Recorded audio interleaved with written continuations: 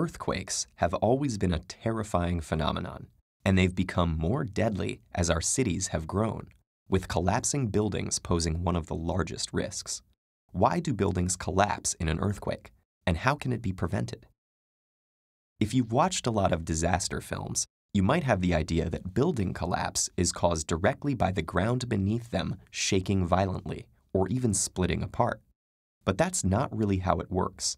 For one thing, most buildings are not located right on a fault line, and the shifting tectonic plates go much deeper than building foundations. So what's actually going on? In fact, the reality of earthquakes and their effect on buildings is a bit more complicated. To make sense of it, architects and engineers use models, like a two-dimensional array of lines representing columns and beams, or a single-line lollipop with circles representing the building's mass. Even when simplified to this degree, these models can be quite useful, as predicting a building's response to an earthquake is primarily a matter of physics. Most collapses that occur during earthquakes aren't actually caused by the earthquake itself. Instead, when the ground moves beneath a building, it displaces the foundation and lower levels, sending shock waves through the rest of the structure and causing it to vibrate back and forth.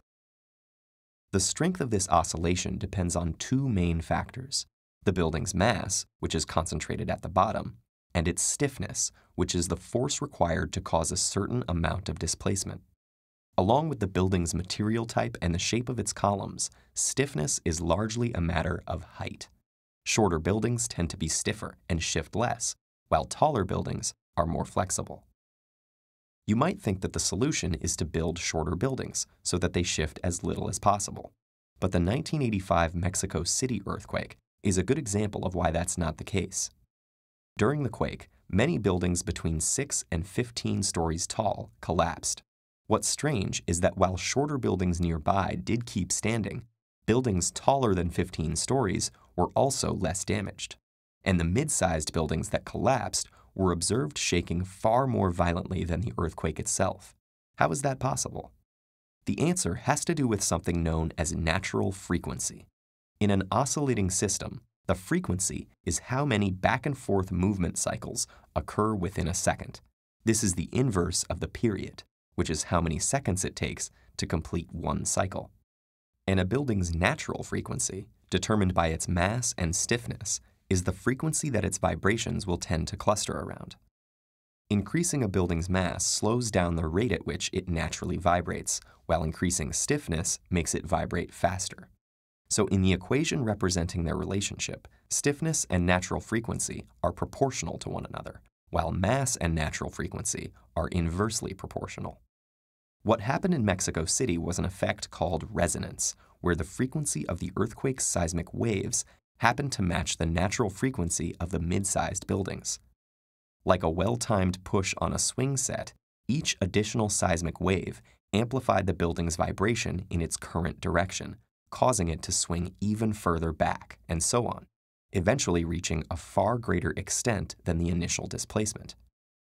Today, engineers work with geologists and seismologists to predict the frequency of earthquake motions at building sites in order to prevent resonance-induced collapses, taking into account factors such as soil type and fault type, as well as data from previous quakes. Low frequencies of motion will cause more damage to taller and more flexible buildings, while high frequencies of motion pose more threat to structures that are shorter and stiffer. Engineers have also devised ways to absorb shocks and limit deformation using innovative systems. Base isolation uses flexible layers to isolate the foundation's displacement from the rest of the building, while tuned mass damper systems cancel out resonance by oscillating out of phase with the natural frequency to reduce vibrations. In the end, it's not the sturdiest buildings that will remain standing, but the smartest ones.